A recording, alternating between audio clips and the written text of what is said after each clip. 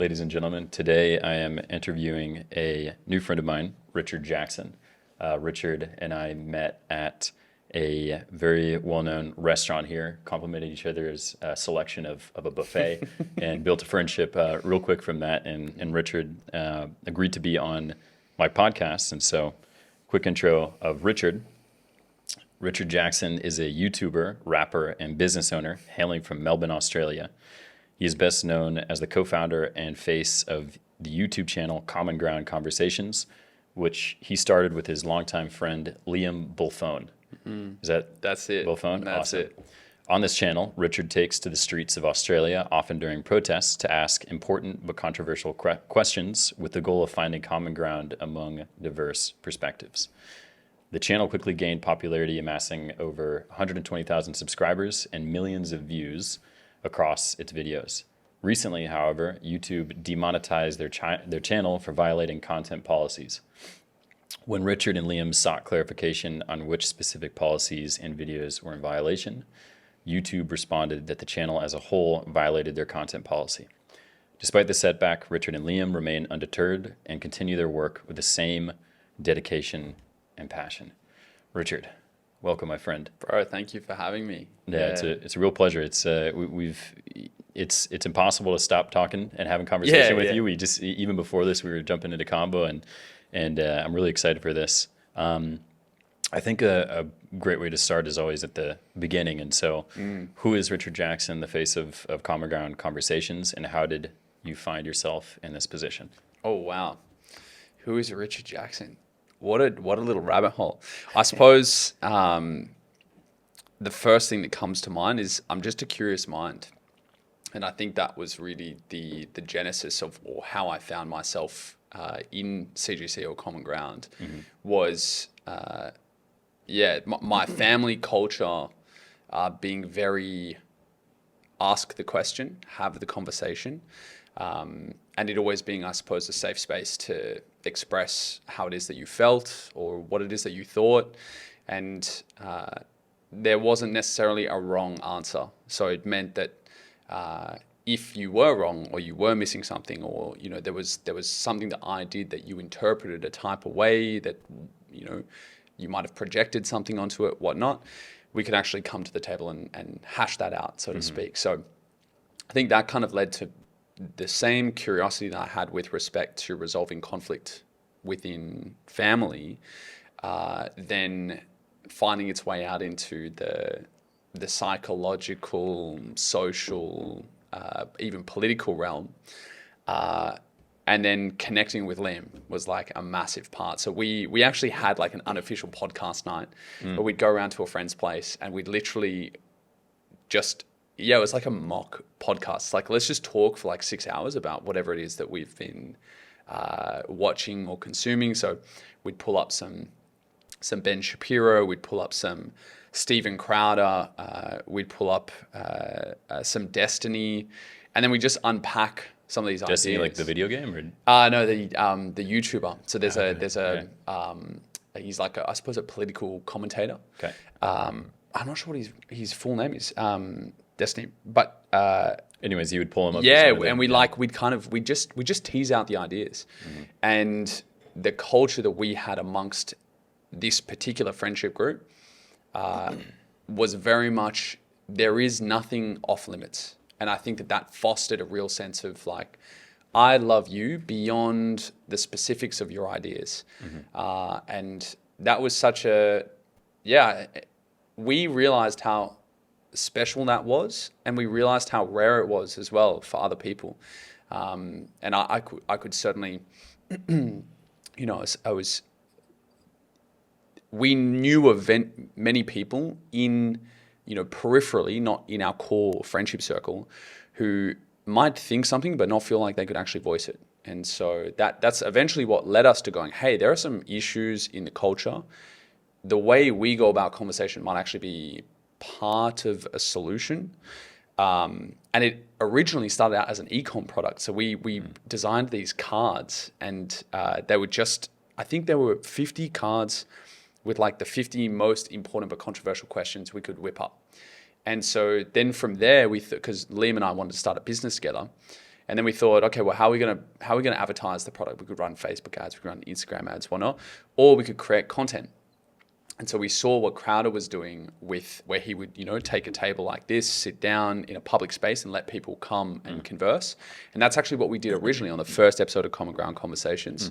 We had the question, something like trans women in women's sports, something to that effect, or should they have their own category or something like that? And we just let people come and sit down. And that actually worked quite well. But we ran into some issues in terms of getting permits, and some like deranged druggie came and ruined some of our stuff. And then the council used that as a way of saying, no, it's not safe for you guys. So we might not give you another permit. So essentially then we saw What Is a Woman by Matt Walsh, where he was wearing the sandwich board, and we were like, why don't we just do that?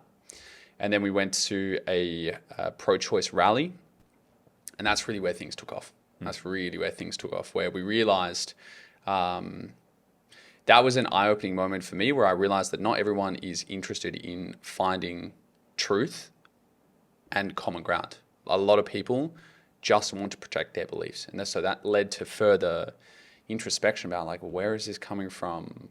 Why don't these people want to have a chat? Why do they think that I'm such a bad person for asking what I think is a reasonable question, even if it's ruffling some feathers? So, yeah, I suppose that's part of who Richard is, that curious essence, and then how it's kind of led to the genesis of Common Ground. Mm-hmm.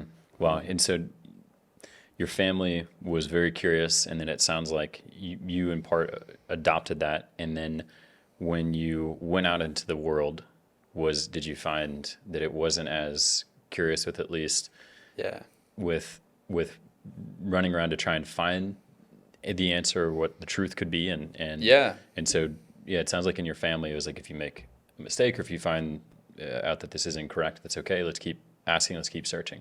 100%. I think that culture within the family. Again, it's almost like in traveling, right? You don't realize what you've got at home until you experience something different, and then you're like, oh, I didn't realize I actually took that part for granted. And I think it's the same with that culture in family. I didn't realize how special that was, but one of the most admirable qualities of my mum is it's like a race to say I'm sorry. So, but she doesn't say an I'm sorry from I just want to smooth things over. She'll try and see where she's done something wrong, and if she genuinely thinks she's done something wrong, it's like, boom, I'm sorry. There's no ego, kind of arrogance, right, protection. Yeah. And I think that same spirit is reflected in the conversations we have around the dinner table when we're hashing out different ideas. So myself and her, we might disagree about the pay gap, right? And what its root causes are, whatnot. But it's not, she doesn't feel the need to win the argument, and neither do I. So it's just like, let's just lay it out and let's see if we can figure out what, because as a family, right, the whole point is that family is like a micro team, essentially. And in order to be on a team, when there are disparities in your respective maps of what is and what should be and how to bridge the gap between the two, it's like dialogue. There is no other solution apart from dialogue to iron out those maps and make them come together and align.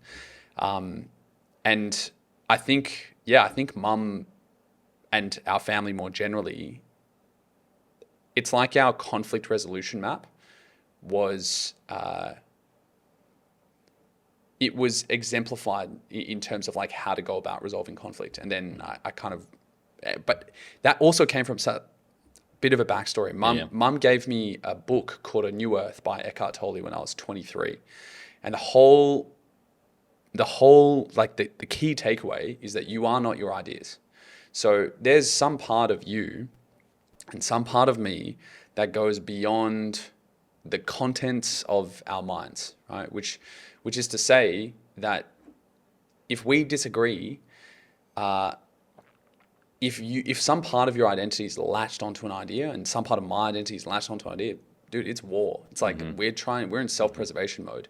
And I wonder what the underlying like neurological correlate of that is. But if you can disidentify from your thoughts, and I don't feel like I'm invested in protecting this thought because it's part of me, then it allows for us to engage in those conversations. So it's almost like, yeah, there's like this, I don't know whether you want to call it like a spiritual it's like awareness. an attachment to the self that is so defensive of because that idea then embodies whatever it is that person is. And so by any threat to a belief or an idea, it now becomes a threat to the self. So it's 100%. preservation of the self when open discussion is there. And Right. that book, I haven't read it, but it makes me think of the importance of getting out of a sphere that you grew up in, like your hometown or your friend group or whatever that is, and just how beneficial that can be. And at least put the question forth of, if I wasn't in my same exact circumstances, would I still be the same person? Yeah. And Yeah. it's like, I was born in a Catholic family.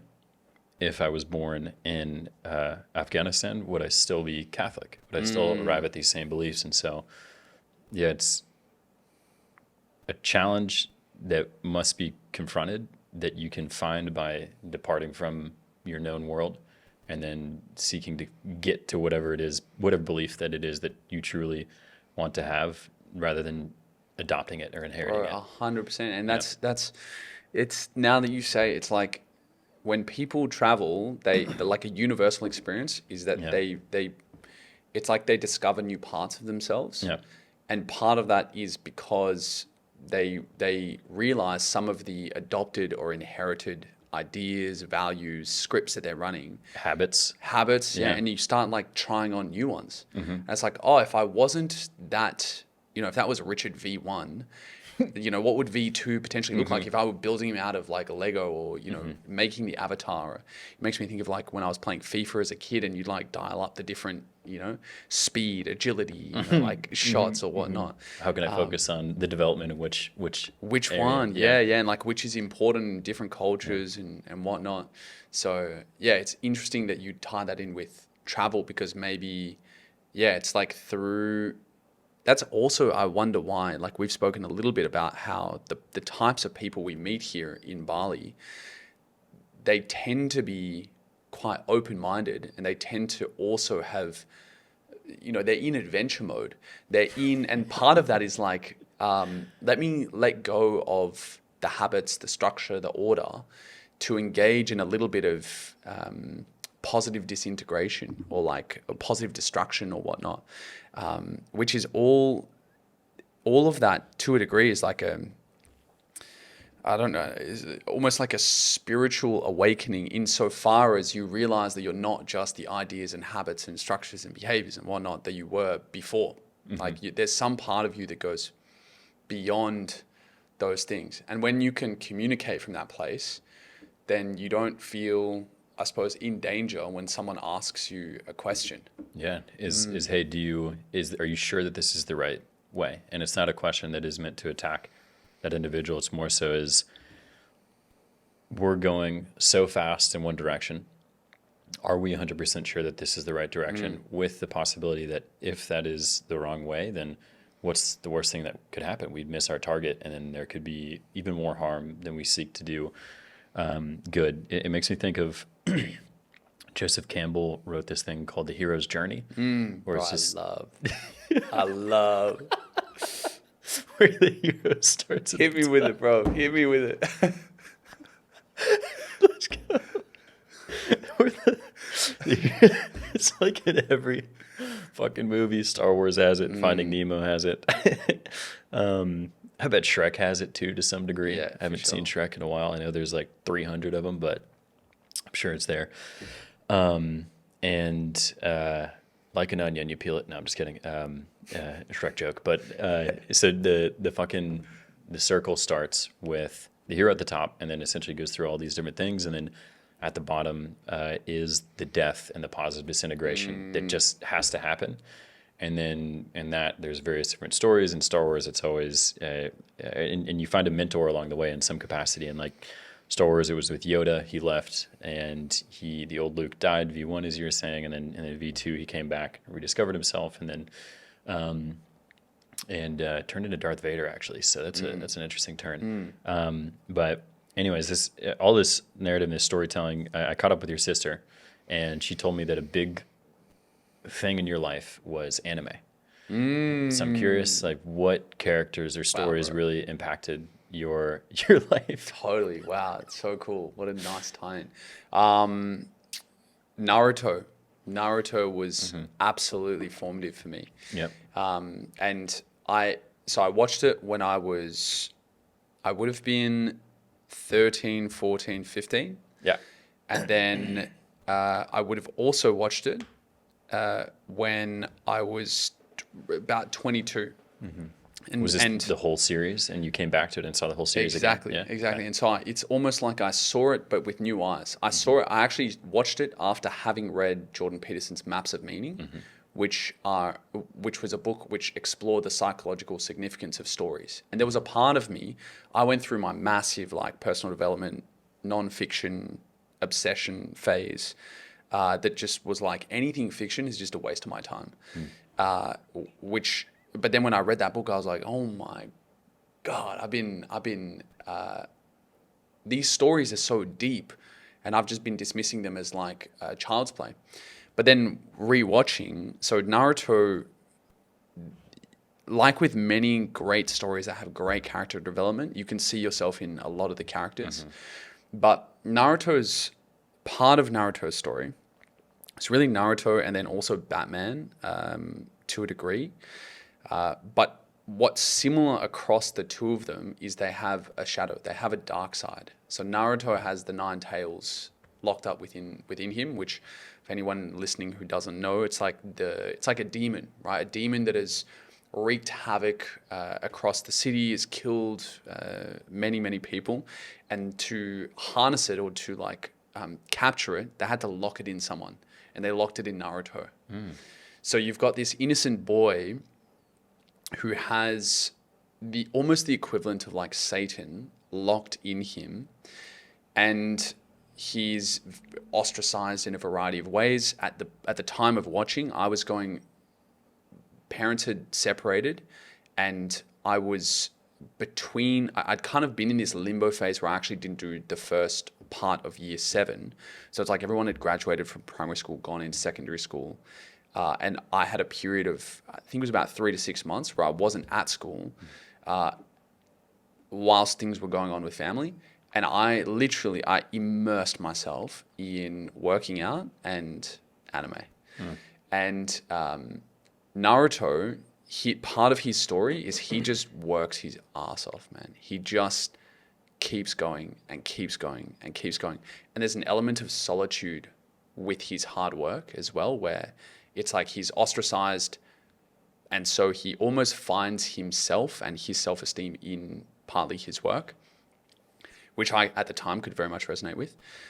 But I think there was also this deeper understanding of there is something very powerful within me, the 9 tails, which one conceptualization is like the masculine aggression and how let loose it can wreak havoc, but harnessed and channeled, if you really learn how to tap into it, Naruto has this unbelievable power within him.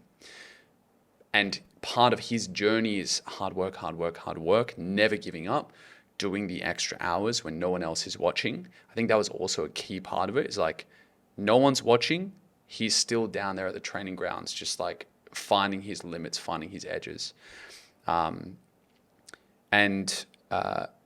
Also realizing that there's a dark half that, if harnessed, is an absolute weapon for good. And I think that's also what appealed to me about Batman, is that it was like the thing he was most afraid of, he integrated in order to become the best version of himself.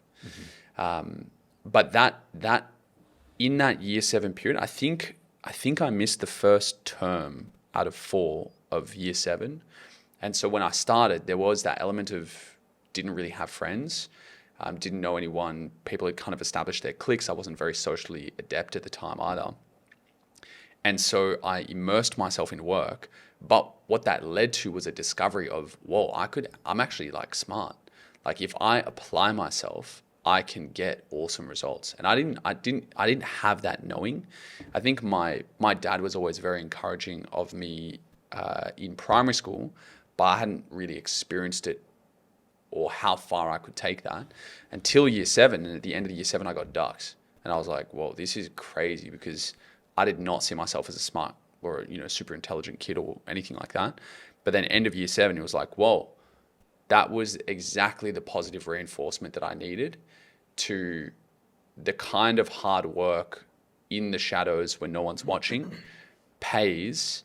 That was exactly the positive reinforcement that I needed. And it was kind of like I was watching my story in Naruto when he would train, and he'd fail like he was very clumsy and whatnot. And then he would just, in moments where it really counted, he would just pull through and he'd like unlock, some new move or a new depth to his power. And he would discover in real time, whoa, okay, like I actually do have something within myself that I can cultivate and train and harness. So extremely formative, man. And then when I rewatched it when I was like 21, 22, seeing these patterns in myself and going, oh, wow, is that where I learnt the art, or like was that the buddings of my discipline and my just my consistency? Because I have always throughout high school identified, myself as the discipline guy. Like if it needed discipline, I could do it, and I could out-discipline you, right? It was like almost the mentality. So It's awesome. So it sounds like both those characters had dark shadows which they needed to overcome, and at that moment you're going through that similar phase. Did you have to confront a dark shadow within yourself? What was it, and how do you feel about it now? I'm not sure if I was aware of a dark shadow at the time. If I had a shadow now, I suppose, the stories still resonate with me on a very, very deep level. Like I could watch Batman. I have 2 younger sisters. They can watch Hannah Montana like 1,000 times over and they won't get sick of it, right? I'm the same with Batman. I could literally watch Batman over and over again. Same with Naruto. Is there a shadow that I was afraid of that I had to integrate? I think in part the aggression and that element of the masculine.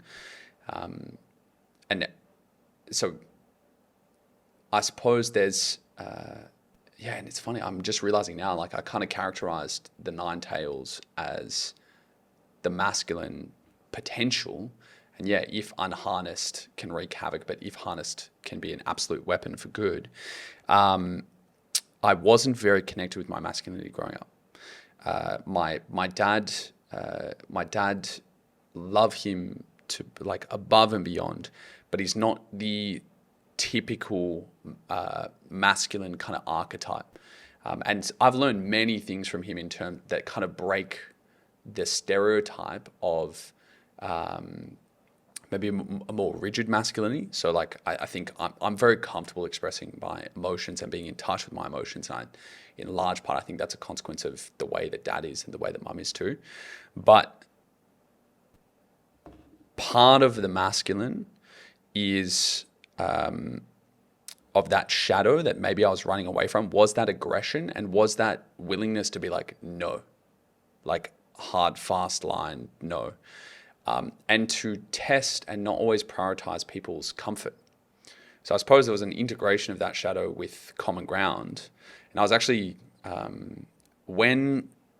right before common ground started, I was in a 4-year relationship with a girl that like loved to bits as well, but we weren't right for each other. And part of the breaking up was me beginning to more and more prioritize the pursuit of truth and allowing myself to say, actually, hold on a second, I'm going to be the voice of accountability that doesn't just prioritize how you feel, but actually prioritizes truth seeking. And that, I suppose that's somewhat of that like masculine shadow, where at the beginning of the relationship, I was definitely like, my script, and I think I got this from my mum, my script was good boyfriend equals makes her feel good. Do you know what I mean? And I don't think that that is correct.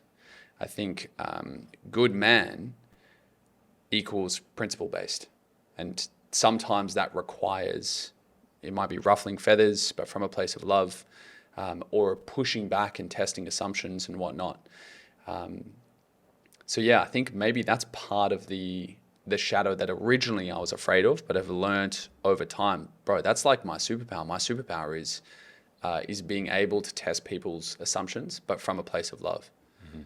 I actually had I went on a date the other night, and the last question she asked me was something like, "What is your dharma?" or "What is your?" It was like, "What is your purpose or your?" And it was such a wicked question, and like the date kind of culminated in this moment. And I'd asked her the same thing earlier in the night, and she had the best answer. And what came to me when I just checked in was like conversation from love. And that's, yeah, it's funny how that all wraps around. That maybe that's part of me integrating my shadow, is learning how to have that testing of like, let me show you maybe where your blind spots are, but anchored in a place of love. Yeah, and it's a departure from, if I say something that makes you uncomfortable, that equals not love, but actually totally. Is get the best responses to anything I say. Dude, but you're just speaking to my soul, like, because I'm like unraveling in real time, and then you'll just summarize it in a sentence. It's like, dude, it speaks to me. Yeah, that's awesome. I'm so happy to be dude, part please of it. bring it on more. And I remember there is I lost the with the chuckles. I lost the laugh. Oh, sorry, bro. No, it's okay. But it was we were talking about purpose. So a departure from how saying something that could be upsetting equals that this isn't loving. But in reality is that I am bold enough to give you the harsh truth on this because I do love you. And there is, this is probably from a fucking meme, which is what like 80% of so much knowledge comes in these days. But it's a quote that I saw, or a summary of a study that says like, the people who give you the most amount of upsetting information are the ones who love you the most. Because they see where you're going and they want you to go. They see that you might be going down the wrong hill, and they want you to avoid catastrophe. And they'd like to reorient you. That's powerful. That instantly makes me think of the masculine feminine dynamic and the mother father dynamic. And it's like, how, first of all, question like, what is love? That's an absolute rabbit hole, and it's very much like, is that not one of the most important questions to meditate on? What exactly does love look like for you? Because if you do have like an unsophisticated script, you might actually, you might live out a love that maybe isn't in your heart of hearts love, what you believe to be love. But so for like a masculine, feminine, mother, father, in terms of how you raise a kid healthily to become embodied, powerful, independent, self-sufficient, assuming that that's what love is, right? You want what's best for the kid. You kind of need those two voices. The voice that's like, you're okay as you are, almost like the comfort kind of soothing voice, but you also need the voice that says, I'm going to make you uncomfortable, but because I love you. And it's the masculine, feminine, yin yang, and I used to conceptualize it as like conditional and unconditional love to a degree. I'm not sure those are the right words, but the mother typical or feminine typical warm embrace, you are perfect, complete, and whole as you are. But then also the fatherly typical or masculine typical, you can be better, and I'm going to push you to that edge because I love you in that way. And then, you know, there are a whole bunch of questions off the back of that around like, how do we, if we want to raise healthy children, how do we optimize for both of those voices in the life of a child? And then, you know, you look at divorce rates, you look at single motherhood, and you can then start asking the question, like, how does that bleed down into the upbringing of a child? What kind of personality traits might that manifest? And then something that I always come back to is the micro gets mirrored in the macro. So oftentimes some of the pathologies that we see on a macro level, on a society level, people just think it's like, it's a society issue. It's like, well, society, what is society but just the aggregate of its individuals to a degree. And so, we can start seeing some of the madness, you might say, on the collective level and go, what is it in the psychology of the individual that gives rise to that? And then how has that psychology come about? And like, you know, things you can look at these kind of potential root causes. And I think going on that same narrative is thinking back on what it is that you're attempting to do and where does it come from, is you're attempting to bring the dinner table conversation to the public sphere.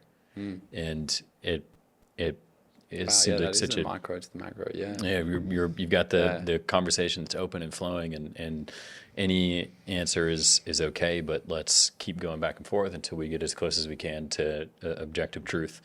And bringing that into the public sphere is very challenging, as you've often found. You've found a lot of folks who get upset, and I think so. One observation that I've had after looking at your videos and reviewing a lot of the content you put out is you tend to go to these protests with an opinion beforehand, and curious if there is a strategy behind this, if it's similar to and instead of going there objectively, you say, hey, this is a controversial thing, and I'm willing to have a combo on this side of it. Yeah. Well, I suppose I want people to I want to give people. So in some of the early episodes, I was much more tentative with what it is that I believed. And I'm also open to, like, I was actually reflecting on this earlier today. I'm open to, I may well have come in too hot and heavy in certain instances, right? Like, I'm not beyond error in that respect. But I also want people to, it's okay for me to have an opinion, you know, and it's okay for you to have an opinion, and it's okay for them to have an opinion. And I think part of what people look to the channel for was a beacon. I don't know if a beacon's the right word, but just an example. Voice. An example of like, I'm actually allowed to believe this, and I can step into the midst of your group and I can say, hey, I believe this. And for me to hold my own from a place of, I'm not a bad person for believing this, even though I might get like shrieks and like names and whatnot. But I think it also makes for, if I come in, and I've actually rewatched, so there were some interviews that I've done where I've rewatched them and it doesn't sit well with my gut, right? And often those interviews are the ones where I've been the most lukewarm. And I think part of it is that it's not disingenuous, because sometimes there's an element of strategy in terms of it. If this person's really fragile, if I actually want to tease out what they believe, I have to postpone sharing what it is I believe. But at the same time, the most loving of conversations is like when we can actually disagree and be cool with it. And by be cool, I mean, I can still feel the love for you and you can still feel the love for me beyond the budding of ideas on like a more superficial level. And I suppose I wanted to be as much as possible an example of like, it's okay to speak your mind, and you're not a bad person for speaking your mind if you're coming from a place of, let's actually see if we can find what is true and what is good, and piece it all together, so to speak. So I suppose if you're coming at it from a place of humility, And that doesn't mean that you have to be all lukewarm, right? Like some people would see my confidence and call it arrogance. Again, on this date the other night, she mentioned she noticed that I had quite strong opinions, but not strong in like a rigid way. And the way I described to her was part of the reason why I can go in with a fairly solid perspective or well-formed idea, and it's quite sturdy, is because I've tried to whack it myself from like 10 different angles, you know? And so, being able to step into these situations and not be too lukewarm, be like adequately forthright with what I believe, because then it actually opens us up to the type of connection that goes beyond me being a yes man for their beliefs. Mm-hmm. Absolutely. And have you had moments in which, because these are super heated, and they're really intense in terms of the emotions that are there, and I'm curious how it is that you are able to handle that emotion in one sense. I ask myself the same thing sometimes. And in that same vein of what you just said, or same thought of what you just said, is being able to be humble enough in those conversations. Have you found a moment where opinion of yours has changed, or belief has changed, or is it still pretty hard in that moment to shift belief? Bro, for sure. Yeah. For sure. There's definitely like I'm not above, as you know, it's easy for me to talk about separation of ideas and sense of self, but I'm human, and so I still fall prey to that for sure. I think if I were to try and think of an actual moment, like I think when I went to it was quite confronting going to the pro-life rally. Mm-hmm. I think that's where I got my beliefs most tested, and there's a certain uncomfortableness that comes from that, but that's what I'm here for, and it's almost like if my perspective wasn't changing at all episode to episode, then maybe I'm not doing the work as well, potentially. And so like we did a pro-choice, and then we also did a pro-life episode, and my perspective definitely changed between the two, because I was trying to familiarize myself more and more with the different perspectives. And I suppose I found myself changing as a consequence. But that's, it's like, well, I can't, to me, instead of me going, oh, damn, like I was wrong the first time and now I'm like a bit closer to right or whatnot. It's like, oh, actually, it's maybe me exemplifying the process of updating my beliefs is actually part of what's required. Wow, the word that just came to me is part of the medicine, right? It's a lot of people around here use that word.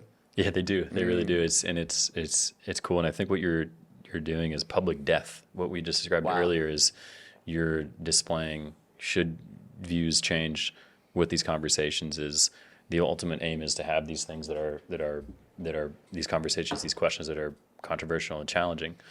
And should that happen to you in any case, is this disintegration of self is happening in real time. And I think it's super scary to have those types of conversations.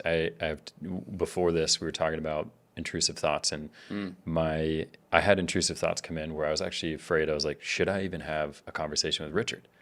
Which is wild, because we've had so many conversations individually, but I was thinking, oh my gosh, like I could get so much hate for just having an open conversation, a long form convo where it goes in either direction. And I was thinking, that's absolutely ridiculous. Why would I not do something like that? And a podcasting hero of mine, Lex Friedman, just had a conversation with Kevin Spacey that I was listening to before this, and they talk a lot about on the fear that exists for speaking up on behalf of someone who might have been canceled, or just speaking up on behalf of anything, and afraid of the mob that might come after him. And I'm trying to connect the two there, but I think more than anything, just the commitment of going and having these conversations and risking public death, quote unquote, which Dude, 100%. yeah, and in some sense you have, because there's an attempt to stop from YouTube why they were demonetizing your channel, which like I don't fully understand the story behind it, and actually you've told me off camera, so maybe you can share it again. But from what I understand is they demonetized your channel. You reached out to say, hey, what did we violate? And they said, oh, we reviewed and you violated our policy in general. And you said, okay, which video? And they said they didn't give anything specific. It was more so this. And so what was that process like of getting demonetized? And then how are you responding Like to it? navigating, yeah. So we initially we didn't have any issues. It was probably just because we were a smaller channel, and then as we started growing, we started to run into some issues where, if I remember the order correctly, we might have had an episode on something trans related, and there's a policy that YouTube has that uses the language around protecting vulnerable groups, something like this. And if your content is deemed sufficiently dangerous for these people, or it like, and dangerous, it's like now the umbrella keeps expanding. It's like if it's bad for their mental health or something to this effect, then it'll be demonetized, or it's not monetizable. And so we ran into that where, and I think one of the biggest sources of confusion and kind of madness and mayhem that we see is to do with gender at the moment. And I think it has like tie-ins with also, I'm drawn to like explore that side of things with CGC, but also religion and the decline of religion and how that manifests. But that was, we started running some issues with that part of their policies.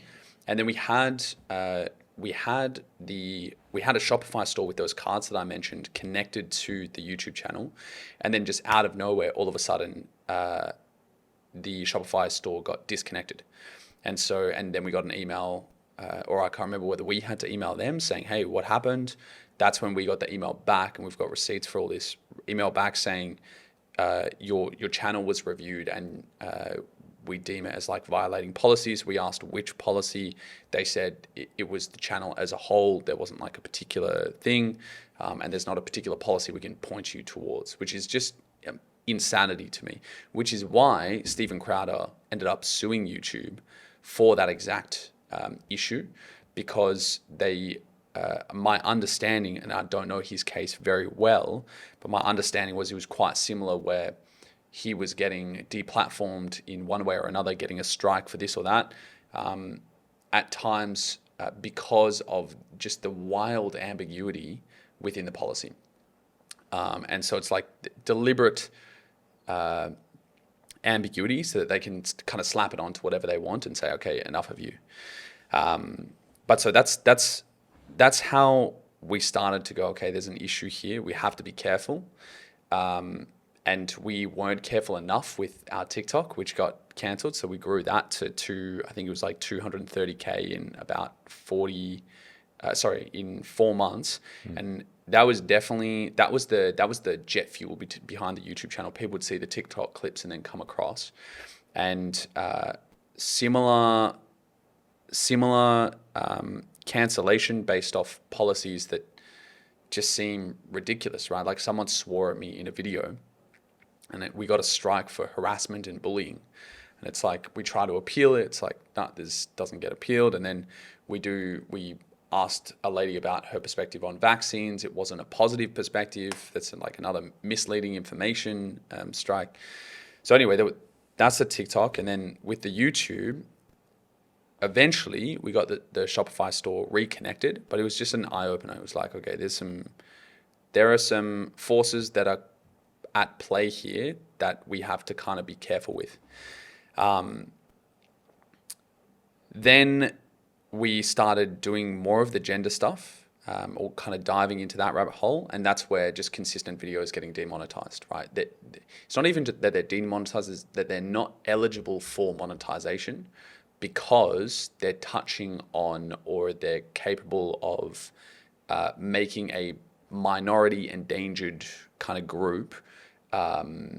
It's dangerous to them, which is such a, if you want more power, you're not going to be able to get it by saying, I want more power, give me more power. One way to get it, if you're smart about it, is to say, you're in danger and I'm going to protect you. And here's how I'm going to do it. And then people go, oh, yeah, okay, I guess we'll give them more power. Follow along. Yeah, right. And that's certainly what I see happening with YouTube, where people are excusing more and more authoritarian policies, and this isn't just with YouTube, this is also government as well, more and more authoritarian policies and centralization of power in the name of naive kind of compassion, or like a compassion branding, but beneath it's like, just give me the power. And so now we're kind of at a stage where Liam and I have taken a hiatus from Common Ground for roughly a year, and we're working on things in the background for our personal lives. But then also we want to come back to the table with a product or service that actually is helping people do what we do, right? Because we had lots of people come to us and say, one question we had for ourselves is like, if the mission, right, if it's not just about getting views and the mission is fostering these conversations, which was the initial idea behind the card game. It's like, can we just gamify the process of idea vetting? How can we spread that as much as possible? And people would come up to us and say they love what we do, but it's like, well, how are you living it? And a lot of the time was like, the reason why I love your content so much is because I can't say what you're saying, even though I think it. And the reason why they couldn't do it is because they would be beholden to some kind of either a woke manager or a woke company or someone who was afraid of the woke mob. And to me, the solution to that is like, the only reason I felt like I was able to do it, I used to work at a big tech company in a very like superficial role for a year. And I remember I could not speak my mind, and that did not sit well with me at all. But I know what that position's like, where you're like, I need food on the table, right? For me, and then if you have a family, the solution is financial independence to some degree, right? If you can make your own money in some way, shape or form, then you can say no, and you can say what you believe. So Liam and I would love to return to the space, not only hitting the content hard, but being able to actually say, one, we don't need YouTube to monetize the content. Two, we're financially independent ourselves. And three, we've got a way for you to become financially independent if you want. That's kind of like the macro game plan. But hopefully that gives you a bit of a sense of how maybe what we needed was exactly what happened, right? The demonetization, the deletion of the TikTok, for us to almost discover on a deeper level what we actually want to do, which is like, it's essentially empowerment, right? Empowering people with the character to be able to separate self from idea, and to engage in conversation from that place. But then also the practical side of things, of being able to generate an income that allows you food and shelter at a minimum, so you can speak the truth if you really believe in that. That's really, really interesting. And it sounds like this, I mean, it turned it into a positive, surely, of going towards this new avenue. Do you think towards the tail end, or the getting closer to the end, that CGC was getting away from its mission? Potentially, yeah. Potentially. I look back at some of the videos. And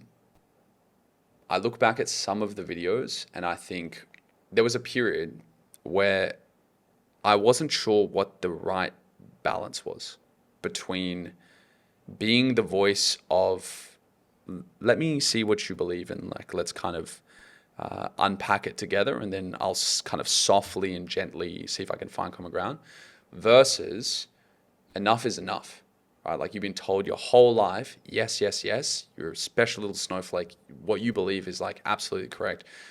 Enough is enough, right? And I think some of the trans stuff, maybe I got a little bit emotional actually. Now that I think about it, there were certain, not that that's a bad thing, but having two sisters that I'm very close with, and also a mother that I'm very close with, and that I naturally feel almost like a duty of care for them and a responsibility there. Who's bold enough to say to some of this woke stuff, like, actually, no, this is absurd, and I'm willing to say that it's absurd. Is that the mission of the channel? Is that the best way to open eyes in such a way that, in a productive way? I don't know. So I think some of those later videos might have deviated from the mission of CGC. There might have been almost a little too much Richard in those videos as opposed to CGC, because I do think that, yeah, it's like conversation from the depths of love that is the most healing. It's not the disciplinary father that says, no, enough is enough. But there is, I suppose someone has to play that role somewhere. I'm just not sure that it's me or CGC. Yeah, it's a challenging thing to confront. And can you have these conversations with a mob in protest? Can you have conversations that are arriving closer and closer to an objective truth with folks who are out protesting? I think so. I think I've proven that it's possible. I think part of the is, something that we were asking ourselves is like, why is this so popular? Right? It's like blown up. Why? What is it about it? And so, as perplexing to us as it might have been to some other people. But I think would I have, with each individual member within that group, would it be more beneficial for that individual if we were just like sitting across the table like this? 100%, 100%. That's just not a practical option, me sitting down with each and every member. And I think also that part of what we're doing is being a red flag, or what is it? We're the canary in the coal mine. It's like, do you see this? Like, this is crazy. And if everyone just steps back and says, all good guys, like nothing to see here, how far does this get taken? And I'm not going in there necessarily to agitate, but if I go in and I'm holding my own from a place of like, I am genuinely in pursuit of truth, and everything else, that's your projection. That's not mine. It's not mine to carry or hold. There's value in that as well. So I feel like there's still, the important work is still being in the midst. Because I think a part of me, what is it? Because like part of me is like trying to pursue my sense of meaning. Right? And where do I position myself when my body is like, dude, you have hit, like you are bang right where you're supposed to be.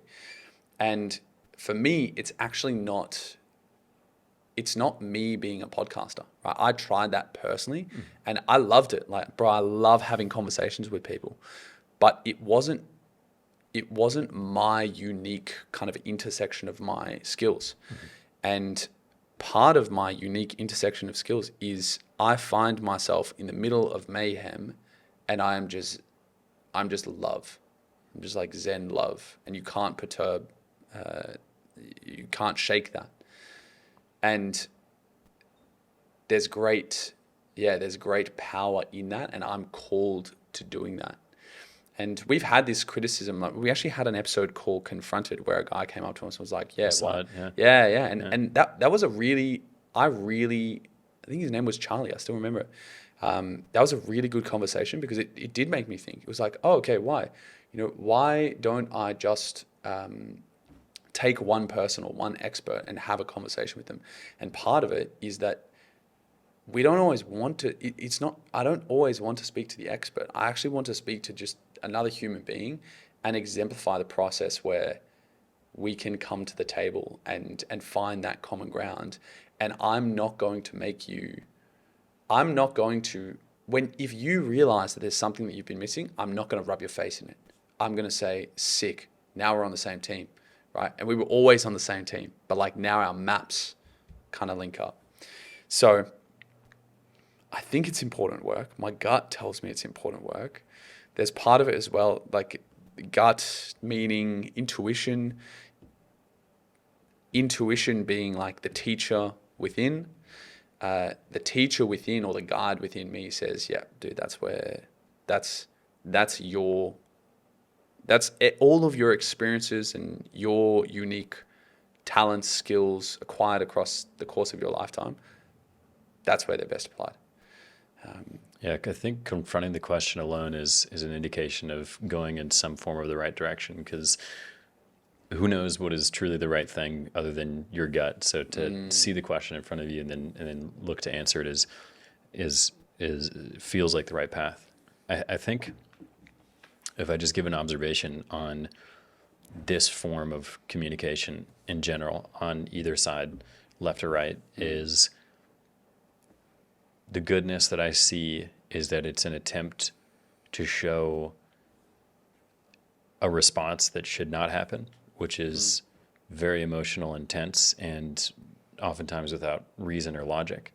And so many times in your videos, response to a question that you have or an attempted conversation with another individual who's trying to speak with you is one of yelling or screaming. And so there's no logic or reason. And so the goodness that I see as coming from your work or someone on the other side's work is that will bring awareness to what should not be done when a conversation that is really, really hard to have, a question that is uncomfortable for either side, that you don't sit with anger and emotion, that you recognize the emotion that comes up, you allow it to pass, and then you sit down knowing that you're a good person, I'm a good person, let's try and find a way that is an objective goodness. Wow, man, I've never thought about, it's almost like some of the episodes, there's a clear contrast between those who are going about it the wrong way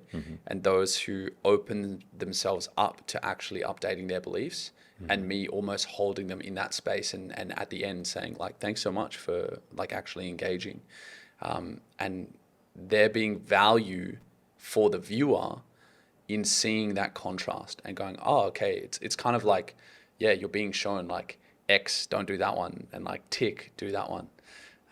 Fascinating. I haven't thought of it like that before. Yeah, on that note, I think there's a really interesting interaction here, and not to talk about the situation itself, but more so the breakdown of communication that I think is really, really interesting. And this was your second to last video that you released, and you visited a pro-Palestine rally, and in the final clip of that video, a Palestinian refugee named Jazz, I believe, recognized and came to speak with you.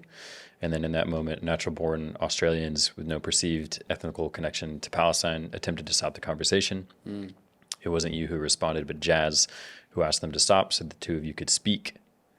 One of the Australians said that you had to leave, and this made Jazz lose his patience and speak directly to the absurdity of the situation, which was, this is where I start to have an issue, because you're a white guy, and this is Jazz, I'm quoting, I'm here for a Palestinian issue. I came here as a refugee, and now you're treating me as if I'm the issue. And the response was screaming into his face. And so it was a breakdown of communication in all forms, and again, more so just to focus on the what happened there from a communication perspective. And then actually this continued. Jazz became flustered, and he said, these guys are fucking ridiculous. And then the protester continued to yell. And Jazz actually almost got physical with the people who were there for the same reason, and he almost confronted them in what looked like an almost a physical attack. So What went wrong here? What went wrong in the conversation here? Dude, I love the depth that you've done your research. It's sick. Dude, I was so fascinated by. I remember watching that Yeah. and just thinking, what is going on? Like, actually, my brain can't even comprehend or like piece together, why are they doing this? So for there to be a Palestinian man speaking about the Israel-Palestine conflict, wanting to speak to me, and then these white guys literally yelling over the top of him, not letting him speak. It's like, I'm not sure you guys realize who you're, like, you guys understand what's going on here? And it was like, for me, this is where religion comes in. So this white guy, or these white guys, they had made it their mission, their religion in that moment was, the ultimate good, the highest of the highs, the God, is shut up the opposition. And anyone who speaks to us to try and find common ground, there is no common ground.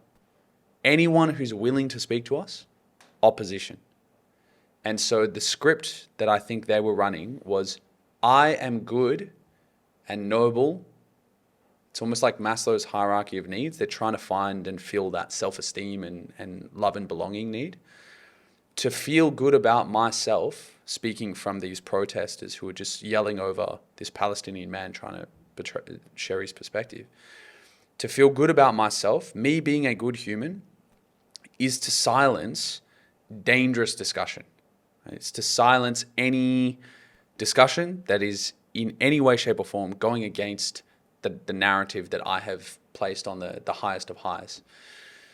And it's a type of false idol.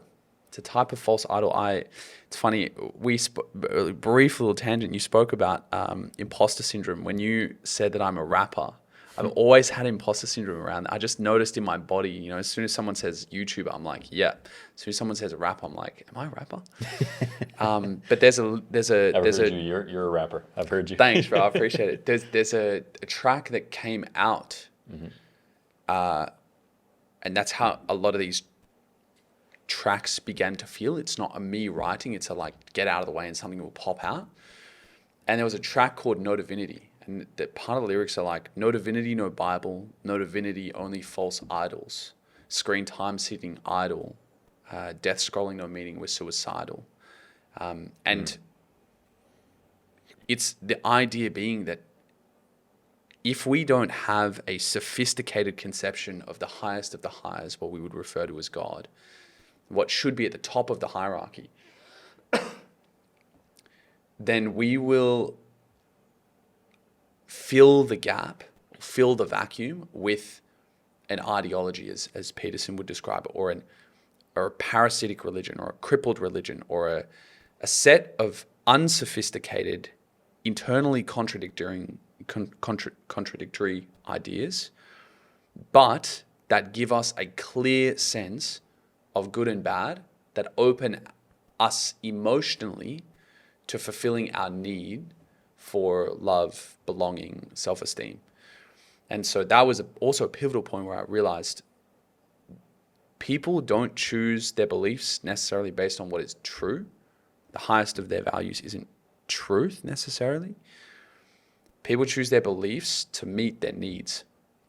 And if they don't feel loved beyond their beliefs, right, which is part of my family culture, then it's like they're going to adopt whatever belief brings them that. And so in bringing it back to that rally, seeing those guys yell, and I think there was you could see in them, right, when Jazz started to say to them, guys, I'm a Palestinian trying to share my perspective on the conflict, and you're yelling over me.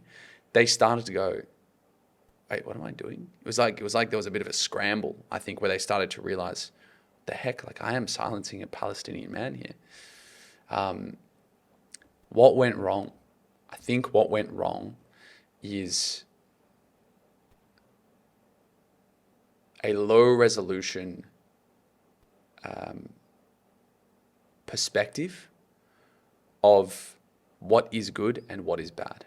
And they, as protesters, with all the other protesters, had just the belief that good is me and my amigos over here that silence any opposition of ideas, and that includes asking questions, and which is like the ultimate arrogance. It's like, my worldview is complete, and I don't need any kind of additional information, update, whatnot. I think it's quite Luciferian.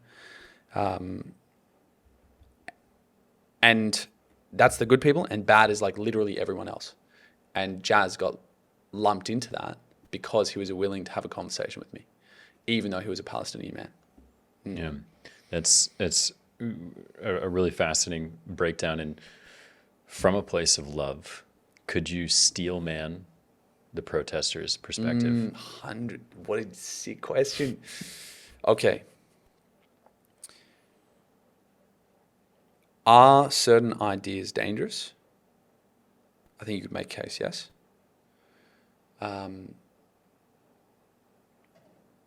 If I believe that this group of people that I care for are fragile, vulnerable, and that certain ideas spreading in the wider culture will result in this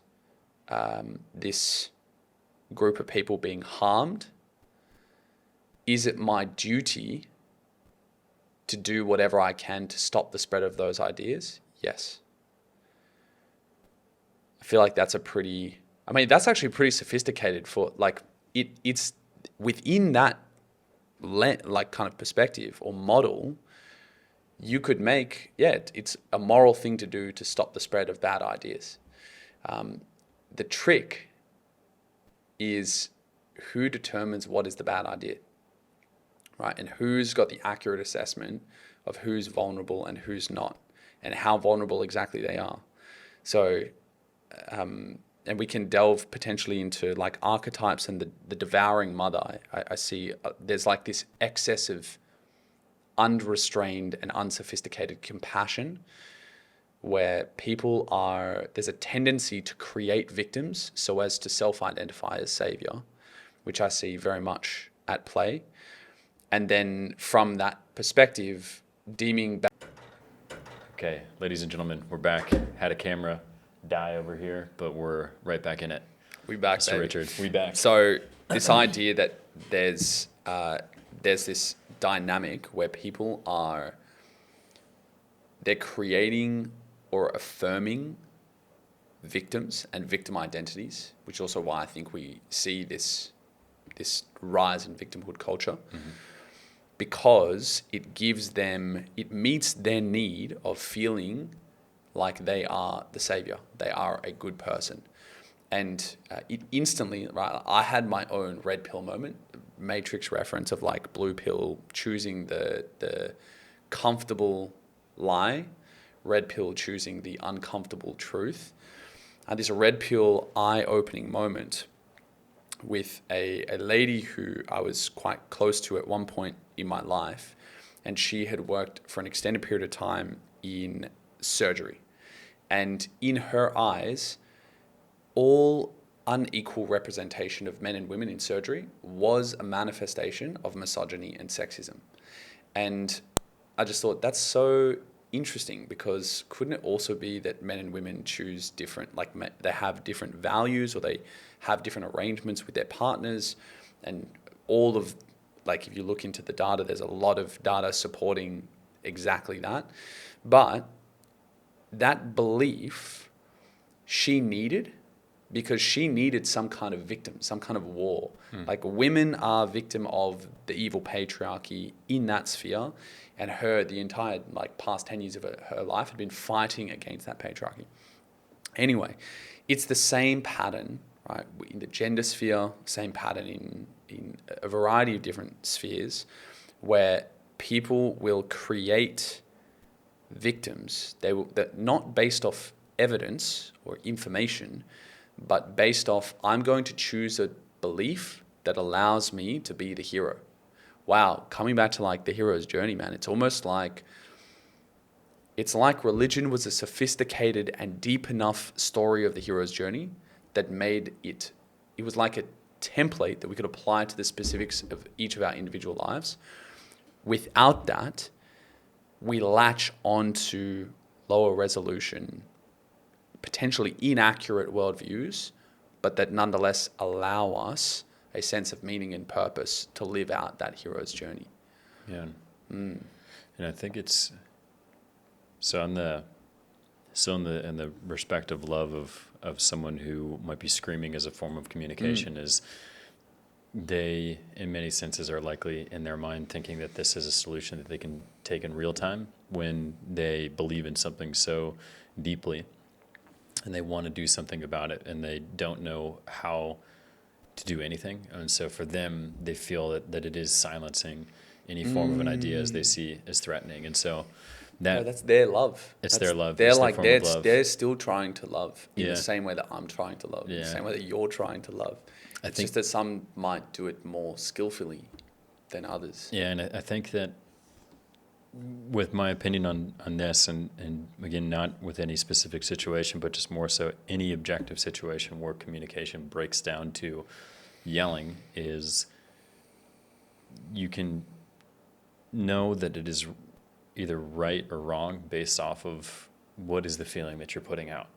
And if it's a feeling of anger or hate or harm or anything, is that alone is what should be the indicator on is what you're doing truth or good or right.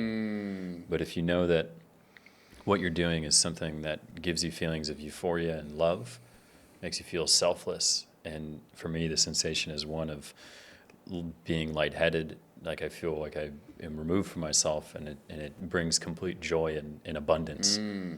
And like the flow state. The flow state, yeah. And when you're loving and producing love, and it really is complete abundance, and you walk down the street differently. You sing down the street as you walk differently. You look at the leaves in the trees, and so who knows what right or wrong is in many situations, but it feels that a good way of getting there is if you're producing abundance, and that's through love. Wow, bro, that's it. So I'm reading this book at the moment called "The Mountain Is You" by Brianna West. Good night, Moon. And what's that? No, I'm just kidding. Yeah, keep going. and it's The Mountain Is You, Brianna. Yeah, fantastic book. And there's one. Have you read it? Yeah, I have. Bro, it's wonderful. Unreal. Yeah. So really nice.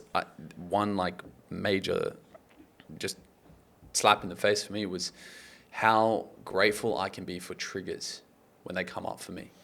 Because that anger or that frustration or like whatever that kind of sour emotion, bitterness, resentment, whatnot, that's a signpost to the work. That's a signpost to something's not quite right here. There's some work to be done. There's some healing to be done.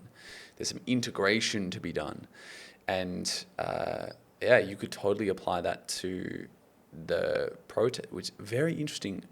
If you go to the pro-life and the pro-choice episodes, 2 different episodes, the way we are met by the pro-life crowd completely different to the way that we're met by the pro-choice crowd. And I wasn't necessarily hardcore pro-life nor hardcore pro-choice. I was still somewhere in the middle trying to figure it out exactly. But yeah, it's interesting to note then that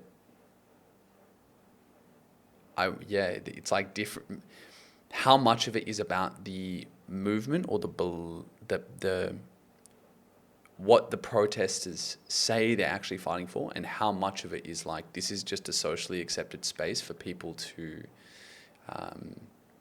bring to the surface and act out maybe those parts of them that haven't been healed or integrated or whatnot. And here am I with my questions, bringing them to the surface. And yeah, I think that's part of one of the most confronting parts for them, I think, is me actually being non-reactive, because then it forces, if I'm reactive, it's like they're warranted in their slurs or whatnot.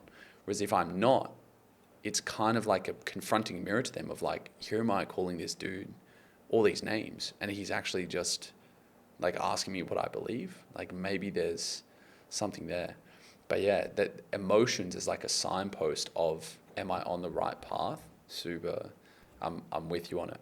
Yeah, no, I remember I had a confrontation with envy a lot, and jealousy, and like anger that came out with those, and it was like, and the way how I initially saw, yeah, I guess jealousy was, God, man, I don't know if it's, I think it was, if it was anger at someone for being something that I wasn't, and then realize like deep down it's like, oh, that's just what you want. So don't think about them being there. Think about why is it that you haven't taken steps to get that yourself. That's where you should reflect and see, like, is it a lack of belief in the self? Is it a lack of patience in doing the work to get to X or Y? What is it? And so open that up and go a couple layers back.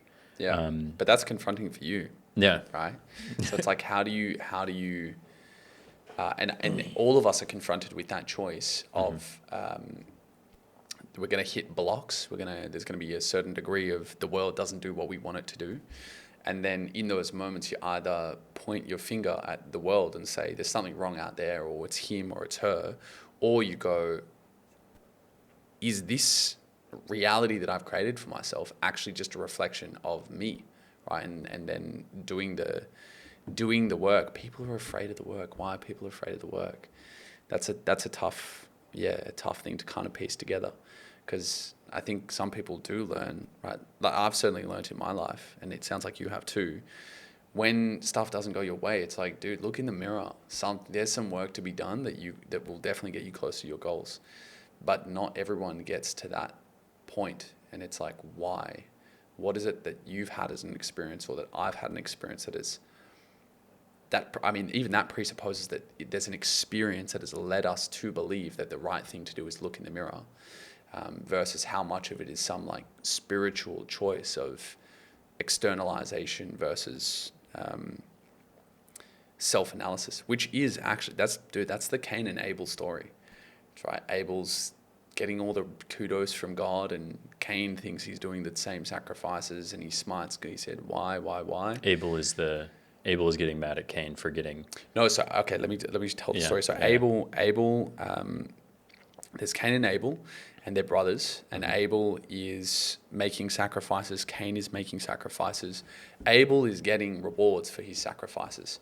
Cain is not, and so Cain, instead of going, why aren't my sacrifices sufficient, or why aren't I getting what I want? Maybe I'm not making the right sacrifices. Maybe my attitude is wrong. Maybe I'm just doing something dumb. Instead, he looks at Abel and says, this is unfair. God, you are unfair. Like, why are you giving him all of that and not me? And and God kind of warns Cain, and says something to the effect of like, be careful that something like sin is crouching at your doorstep. It's like creeping in. And then Cain, instead of looking in the mirror, he kills Abel. So he kills the very person that he wants to be to a degree, or the ideal, instead of turning his analysis to himself. There's like some deep choice there, which we were just touching on, which is, when things don't go your way, are you going to point the finger at the world and say something is wrong out there? Bit of a cop-out, and I think that's the moral of the story. Or are you going to say, there's something that I'm not doing right, and I need to, it's the positive disintegration. Again, to me, it all comes back to like, when you have that separation of, if you identify with your thoughts and beliefs, positive disintegration and creative destruction, very, very difficult. But if you identify with the consciousness or the awareness behind the beliefs, then it makes burning up those beliefs and seeing what's left and seeing what's strong and solid much easier. Do you think it's possible to separate from one's beliefs when you are stuck? How is it? I'm trying to think of ways, because I always default to saying travel. I think it's the easiest way to go and do it. But how does someone separate from their own beliefs if they're like an inner city kid living in poverty, that travel just isn't a thing. How does someone, I don't think either of us, definitely not me, but I don't know, I don't think you grew up in those circumstances, but I'm just thinking of, yeah, it's such a challenging thing to depart from that person, to Yeah. have that death and disintegration, because it's so fucking uncomfortable. And when you grow up with parents who maybe smoke, drink, or there's abuse from a mother to, or sorry, a father to a mother, whatever that is, then that's your reality. And then that's those beliefs are the ones that from nurture, from observation, you start to adopt. So then how is it that you remove yourself from there? Dude. I mean, a couple of like very like separate ideas come to mind, but one is meditation. I think when you can tap into, and I think for me that moment was when I was reading A New Earth by Eckhart Tolle. I think there was a deep awakening within me of like, oh, I'm actually, like, my sense of self runs deeper than the words. So I think that's part of it, and that's an ongoing practice. It's not something that's like it's a moment, but I suppose there can be a seed, and then it grows, and you nourish it over time with a practice or whatnot. But I definitely think meditation is one. Good friends is like another. Like if you've grown up in that's hard, bro. That's like really hard. Sometimes, and we've almost, I think we've kind of touched on this with the people that we find in Bali, is you can share good things. Let's say, for example, you change a belief, or you change a script, or you change a behavior, you change a pathway, and you share it with someone here. My money is on large majority of the time people celebrate it. It's like, sick, man, you're following your calling. I'm here. I'm here for it. It's not viewed as a threat against them, and I think that's part of what, if you are too reliant on your friends for approval and belonging, you kind of, that with that can come, if you're not careful and you don't, it depends what you mean by friend, but you can kind of sign up to a particular belief system at the same time. So for example, with Liam, bro, there is nothing I could say that Liam would ostracize me for, and vice versa.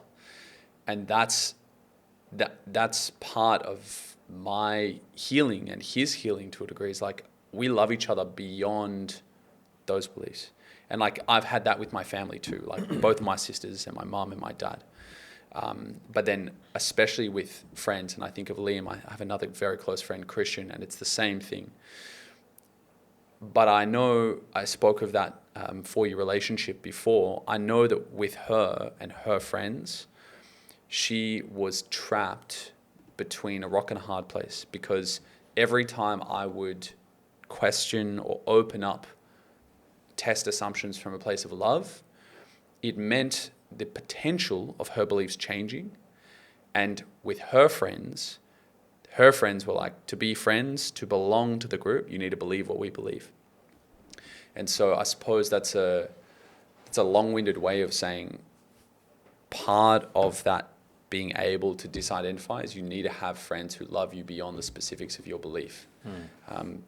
But that's also to a lot, like in a big way, that's a privilege that I've had, is having that. It's how much is landed on my lap and how much is something that I built with my sisters and my mum and my dad and my friends. But there's certainly been, there are people that I was very close with when I was younger who I've had to let go of, but from a place of love, and like they've gone down their pathways, I've gone down my pathways. And this girlfriend was a perfect example of someone that I love dearly, and I'm sure that she holds a lot of love for me as well. But we could let go, and I could update my map in the way it needed to be updated, and undergo that kind of death, because I'm definitely not the same person I was in that relationship. But there was a deeper sense of like, the essence of who I am doesn't disappear, it doesn't get lost. So good friends, meditation, something that I've found really helpful is actually just getting my ideas out onto paper. So I've spent like hundreds and hundreds of hours just typing in my laptop or writing in journals, to the point where some people think that's like completely abnormal. You know, I would just, as like a 20-year-old, I would just at, you know, say 8 p.m. after dinner, I wouldn't watch Netflix. I'd just lock myself in my room with a pen and paper, and I would just write. And I would actually engage in conversation with myself. And I still have these journals. They're going to be sick to read through. But it really is like, brother, what's on your mind? You know, it's a dialogue. And so I suppose there's part of me that is realizing in engaging in a dialogue with myself that I'm not either one of those voices necessarily. I'm something deeper to that. So there's some kind of letting go of the ideas and getting them out from up here or in here where I might latch onto them. Yeah, and doing exactly that. Just kind of, they're out there, and then realizing, oh, if they're out there, it's not necessarily me. Those are the things that initially come to mind. I don't know whether that's helpful. Yeah, I think so. I think it's all cultivating self-awareness in its different forms. And the one thing I would add to that is the role and importance of a mentor.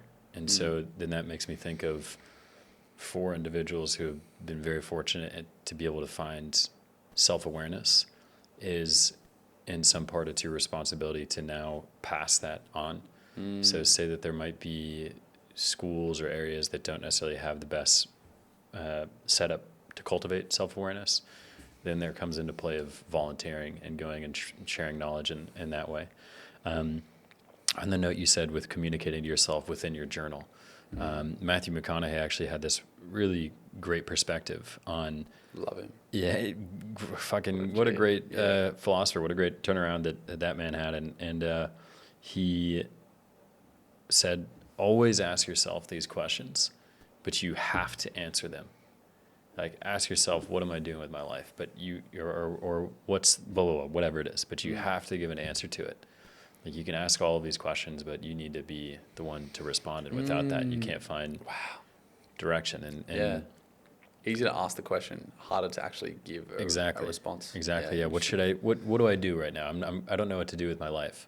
And it's like, well, you can't turn to someone else for the exact truth. You can go back and forth with that, but the person who finds the answer needs to be you. Because if it isn't you, then you'll be doing someone else's story or someone's interpretation. Bro, it's like you're not in touch with your intuition, right? So you're listening to someone else's teacher, right, instead of your teacher. Yeah. I have a couple other good questions here. Hit me, brother. So, life seems to flow in directions of extremes. We seem to ebb and flow in different rights or lefts and extremes in that way. It feels like we're getting out of what could be called a more left extreme with momentum going back towards traditional values and things associated with the right. How do we ensure that the pole doesn't now go too far to the right and we can balance somewhere in the middle? Bro, it's dialogue. It's conversation. Yeah, I think that is the way that you make sure you don't fall off the horse, so to speak, right? You lean one little too far one way, little too far the other way. I think dialogue is the way that you. Yeah, we actually, for a while, we had in our Instagram bio as like the mantra, dialogue is the way. And I believe that dialogue is the way. It's the way to make sure that you don't go one way or the other too far. I suppose the deeper question then comes to me is like, how do we ensure dialogue? And I see, big issues with like censorship. And, you know, we might have experienced the bad side of censorship, from the radical left side of things, but that same technology in the hands of a radical right group is just as dangerous, you know. So maybe I suppose part of the there was, I think Jordan Peterson actually testified in front of the US Congress not too long ago about the dangers of AI and its use in totalitarian control and in potential censorship, but not the level 1 censorship that we've been talking about, the level 10 censorship where it's like, oh, if you voice something that is, say for example, we say something about the trans community or about transgenderism more generally, that is inappropriate in the eyes of the government or the overlords, those in power. Instead of it being a YouTube channel gone, it's like, oh, I can't buy fuel anymore, or like I can't go to this part of the city, or things cost more for me if there's some kind of centralized digital currency. So, in short, I think it's dialogue is the way. But then how do we protect dialogue? So I've heard it described as like free speech, or the capacity to engage in authentic dialogue is it's the right of all rights, insofar as it's the right that gives rise to all other rights. So if one particular party or group grabs control of that and controls what can or cannot be said under the banner of like, I'm going to protect the weak or the vulnerable or compassion or whatnot, then we've just handed over the keys to like determining and adjusting all of the other rights. It's almost like it's yin yang motif of like order and chaos. Order, chaos, masculine, feminine, borders, no borders. The free speech and dialogue is the yin and yang dancing with one another. And getting rid of that leads to, it's like an over yang, right? It's like a ossification or rigidity or over order that then leads to eventual brittleness and destruction. And then it's almost like a reset if we're not careful, as opposed to a gradual flow update. It's how much, it's like how I wrote something on my Insta the other day that was like something like, if you're not willing to microdose death and positive disintegration, it's your dreams that'll die instead, something like that. And the reason why I'm reminded of that is how much death can you tolerate in one go, right? Without breaking or shattering or disappearing or disintegrating or separating or divorcing. Yeah, and so like as a collective, right, it's almost like everyone needs to have a sufficient or embody a sufficient harmony of this is it with I'm updating, in order for the maps to all dance and together and align in a cohesive way such that there is still a sense of unity. And if that doesn't happen, then it's going to ossify and it'll break and it'll shatter. And then there's separation and brokenness. Yeah. So in short, it's dialogue, but then protecting the thing that makes dialogue possible, which is like, yeah, I know that there are some big concerns about AI and policies as well and whatnot down that route. I can't even touch on that. I just use ChatGPT to help Dude, write questions. So it's bro. And I read something today that Elon Musk had major concerns about OpenAI or Apple integrating OpenAI on like what is it it was like their integration of OpenAI on a particular layer of the software, and there being privacy concerns there. And again, like I love ChatGPT. It's so useful. But I'm also very naive to perhaps all of the ways in which it could be, the malevolent could be, exactly, snuck in with it. Yeah. It's on a topic you were saying before of oftentimes if you continuously die and you do too much of it, you could risk fracturing your mind or losing yourself. And so sometimes there's times in which you just need to be and live and just go forward, and then still always invite when you do microdose, and perhaps microdose on actual microdoses, and that can always help. There are plenty of it's like plenty of different things that you might need to microdose or be willing or capable of microdosing. Yeah, it definitely helps with the death and rebirth. Do you think there are things that should be censored?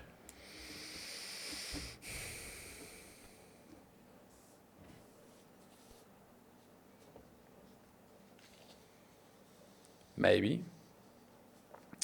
I'm figuring this out in real time, but if something were to be censored, my instant thought would be a call to violence. But even then, I think that if you tell me to be violent towards someone, I think it's on me to not go ahead and act out the violence. So, and then maybe the other thing is like misinformation. But that's like who decides what is, maybe we could paint a very specific scenario where it would be good to silence or censor call to violence, or a very specific situation where you could make a great case for censoring inaccurate information that causes harm in some way, shape, or form downstream. But it's like if we just have the narrow perspective of that specific situation, we don't realize how we might win, so to speak, or get a good outcome in implementing that censorship there, but it sets a really bad precedent for everything else.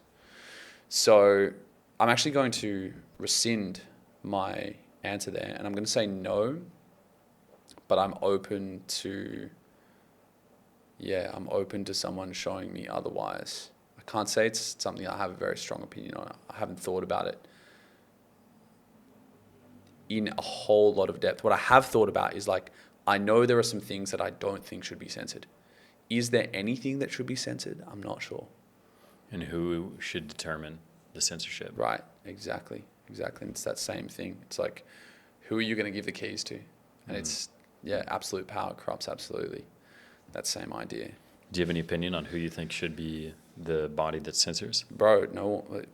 Well, my instant response is like no one should be allowed to do that. I think, and that's what we've done with a democracy.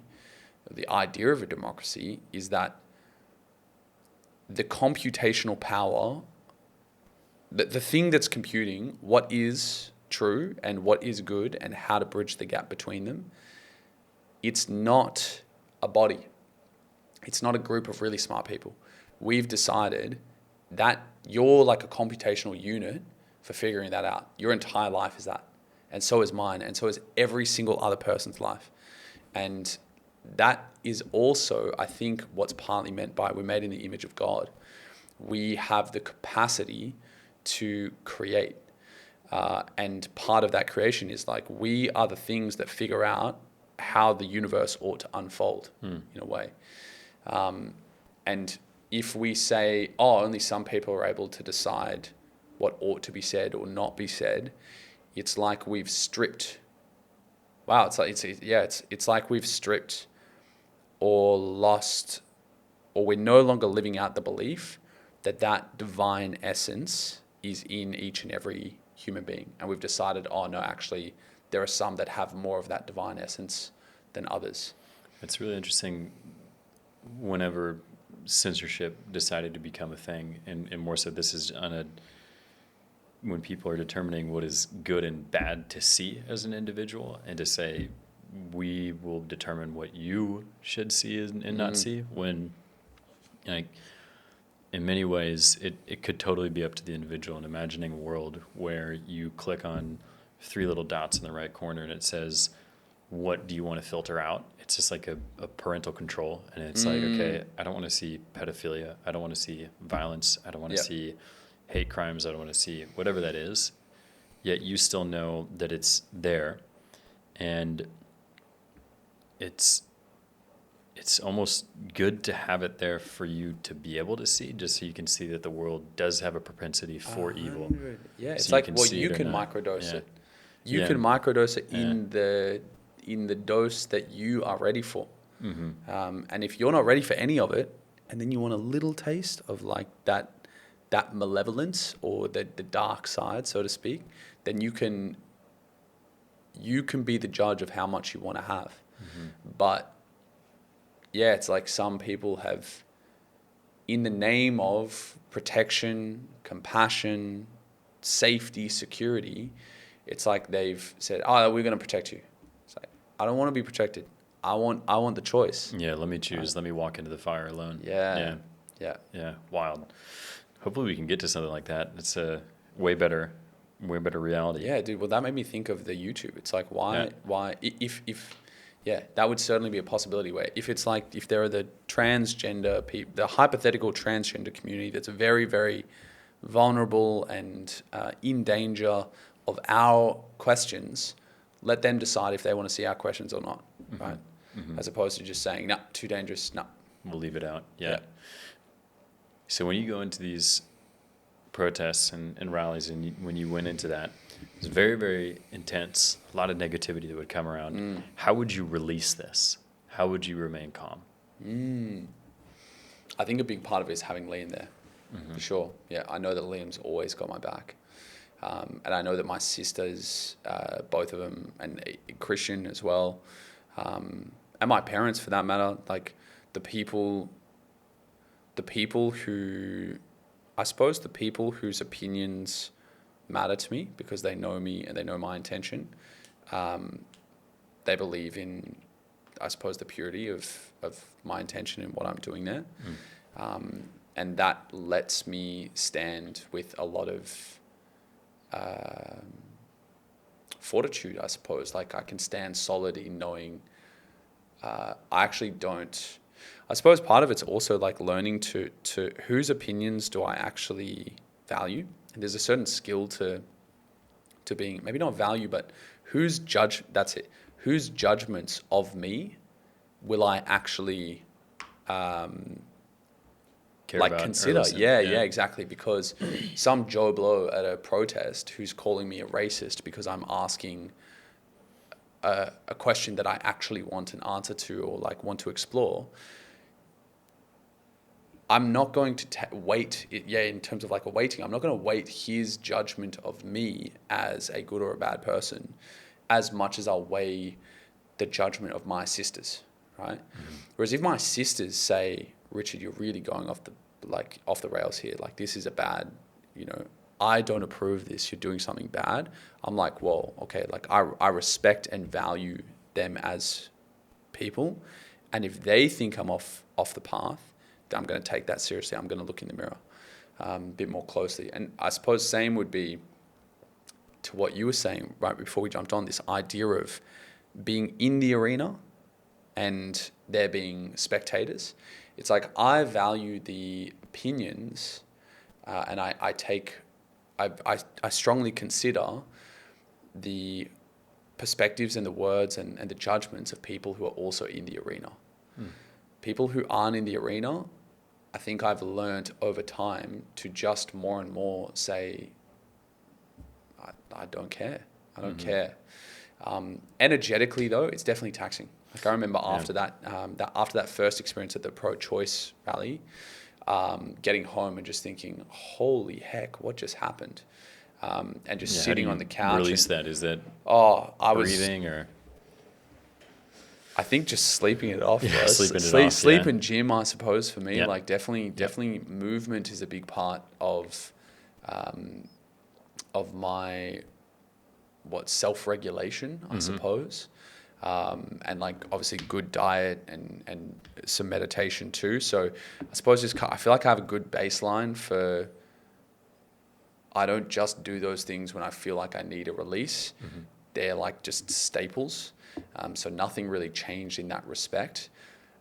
But certainly spending time after that rally, I didn't just go home. I spent the night with Liam and I spent the night with Sherry, one of my sisters. And I was reminded of, Richard, what you're doing is so reasonable. Like this on the screen is insanity. It makes me think of, do you know Russ? You know the rapper Russ? Yeah. He shares this story that first time he ever thought about rapping, he was making beats, and he one time said, should I rap? And in that moment, it was like, it could have gone either way. His friend could have said, nah, bro, you should not rap. You're the beat maker. You suck at rapping, or whatever. But instead, his friend Boogus was like, nah, bro, do it. And was that voice of encouragement. And that voice was then internalized and then reinforced. And so I suppose after those rallies, at least the first ones, where I was still like piecing together, holy heck, what's going on? Having the solid voices of Sherry, of Maz, my two sisters, of Liam, of Christian, my friends, saying, dude, this is like, these people are so overreacting and you're just asking questions. I think it was good to be held in that space by people who I respected and who I knew had my best intentions at heart as well. Yeah, when you're jumping into a whole new realm, it makes me think of a quote that is, leap and the net will appear. And I often thought that that's like, okay, I'm going to take the leap and then all of the good opportunities are going to come. And then, but recently what I've been thinking more and more is that when you leap, the net that appears are the hands and the arms of those people who are closest and that truly believe in you. And that's the net. And so it sounds like one of the best things in those early days, and just really releasing the negativity, is knowing you have a team in your corner that is very supportive, loving, and believing in what it is that you're doing, and knows you're true to heart. Totally. It also makes me think that visual of the net appearing and it being the hands and those people loving you, catching you, sometimes you might actually need to take the leap knowing that the old people aren't going to be the ones to catch you. There's going to be a new... If you're like living your truth, so to speak, you're listening to your inner teacher and you're running with it, you're taking a leap, there will be people who you will attract into your world who will be there to catch you and support you along the way.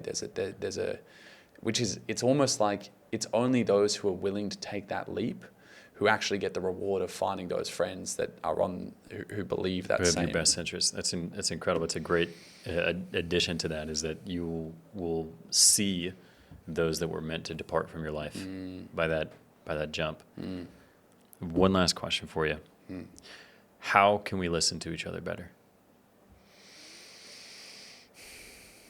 I have a coach who said the other day that the world is often a reflection of the love that we have for ourselves. I think to listen,